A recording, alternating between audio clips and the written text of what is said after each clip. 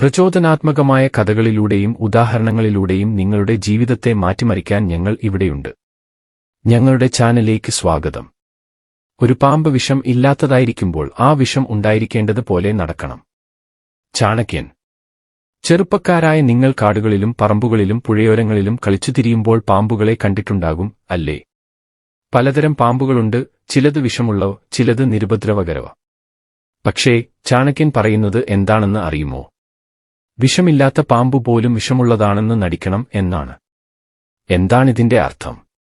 ചെറിയ പാമ്പിനെ വലിയ പാമ്പുകൾ ഉപദ്രവിക്കാതിരിക്കാൻ വേണ്ടിയാണോ? അതും ഒരു കാരണമാണ്. എന്നാൽ ഈ ഉപദേശത്തിന് വേറെയും ആഴമുണ്ട്.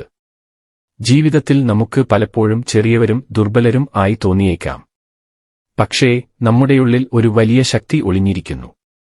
നമ്മുടെ കഴിവുകളെയും നമ്മൾ തിരിച്ചറിഞ്ഞ് അവ ഉപയോഗിച്ച് പ്രശ്നങ്ങളെ നേരിടാൻ പഠിക്കണം. ഒരു ചെറിയ കഥ കേട്ടോളൂ. ഒരു കാട്ടിൽ ഒരു ചെറിയ പുല്ലുപാമ്പു താമസിച്ചിരുന്നു. അവന് വിഷമുണ്ടായിരുന്നില്ല, പക്ഷേ അവൻ ഭയപ്പെടുത്തിയിരുന്നു. വലിയ പാമ്പുകൾ എപ്പോഴും അവനെ കളിയാക്കി പേടിപ്പെടുത്തി. ഒരു ദിവസം ഒരു ജ്ഞാനിയായ മൂങ്ങയെ പുല്ലുപാമ്പു കണ്ടു. തന്റെ പ്രശ്നം മൂങ്ങയോട് പറഞ്ഞു. ഞാൻ ചെറിയവനാണ്, ദുർബലനാണ്. എങ്ങനെയാണ് എന്റെ ശത്രുക്കളെ ഭയപ്പെടുത്തുക? മൂങ്ങ ചിരിച്ചു. നീ ചെറിയവനായിരിക്കാം, പക്ഷേ നിനക്ക് ഒരു പ്രത്യേക കഴിവുണ്ട്, മൂങ്ങ പറഞ്ഞു. നീ വളരെ വേഗം നീങ്ങാൻ കഴിയും.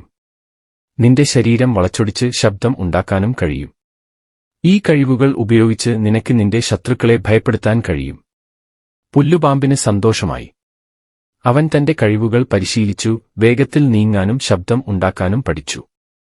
ഒരിക്കൽ ഒരു വലിയ പാമ്പ് അവനെ ഉപദ്രവിക്കാൻ വന്നു.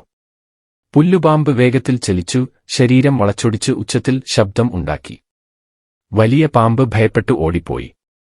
അന്നുമുതൽ പുല്ലുപാമ്പ് കാട്ടിൽ സുരക്ഷിതമായി ജീവിച്ചു. അവൻ തന്റെ കഴിവുകൾ ഉപയോഗിച്ച് തന്നേക്കാൾ വലിയവരെയും ശക്തരെയും പേടിപ്പെടുത്തി. ചെറിയ പാമ്പിന്റെ കഥയിൽ നിന്ന് നമുക്ക് എന്താണ് പഠിക്കേണ്ടത്? നമ്മുടെ കഴിവുകളെയും തിരിച്ചറിഞ്ഞ് അവ ഉപയോഗിച്ച് പ്രശ്നങ്ങളെയും വെല്ലുവിളികളെയും നേരിടാൻ പഠിക്കണം എന്നാണ് ചെറിയ പാമ്പിന്റെ കഥ നമ്മെ പഠിപ്പിക്കുന്നത്. നമ്മൾ ചെറിയവരോ ദുർബലരോ ആണെന്ന് തോന്നിയാലും ഓരോരുത്തരിലും പ്രത്യേക കഴിവുകൾ ഒളിഞ്ഞിരിക്കുന്നു. നമ്മുടെ ഇച്ഛാശക്തിയും പരിശ്രമവും ഉപയോഗിച്ച് ആ കഴിവുകൾ വികസിപ്പിച്ചെടുക്കാൻ കഴിയും. ഇതാ ചില ഉദാഹരണങ്ങൾ. ഒരു ചെറിയ കുട്ടിക്ക് നന്നായി ചിത്രം വരയ്ക്കാൻ കഴിയും. അവർ ആ കഴിവ് വികസിപ്പിച്ചെടുത്ത് ഭാവിയിൽ ഒരു കലാകാരനാകാൻ പരിശ്രമിക്കാം. മറ്റുള്ളവരെ സഹായിക്കുന്നതിൽ സന്തോഷം കണ്ടെത്തുന്ന ഒരു കുട്ടിക്ക് ഡോക്ടറോ നഴ്സോ ആകാൻ പരിശ്രമിക്കാം.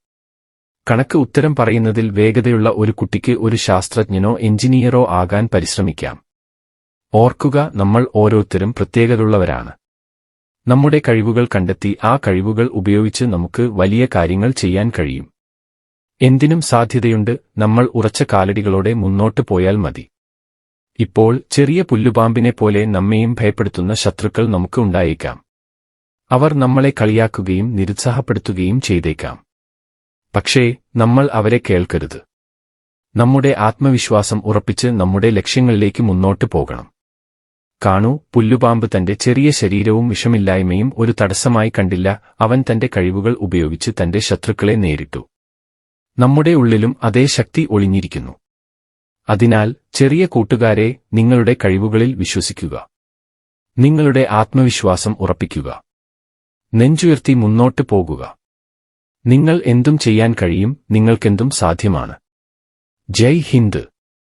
കണ്ടതിന് നന്ദി. ഞങ്ങളുടെ വീഡിയോ നിങ്ങൾക്ക് ഇഷ്ടപ്പെട്ടുവെന്ന് ഞങ്ങൾ പ്രതീക്ഷിക്കുന്നു. നിങ്ങളുടെ സുഹൃത്തുക്കളുമായും കുടുംബാംഗങ്ങളുമായും വീഡിയോ ലൈക്ക് ചെയ്യാനും അഭിപ്രായമിടാനും പങ്കിടാനും ഞങ്ങൾ അഭ്യർത്ഥിക്കുന്നു. ഇതുപോലെയുള്ള മോട്ടിവേഷണൽ വീഡിയോകൾക്കായി ഞങ്ങളുടെ ചാനൽ സബ്സ്ക്രൈബ് ചെയ്യുക. ജയ് ഹിന്ദ്.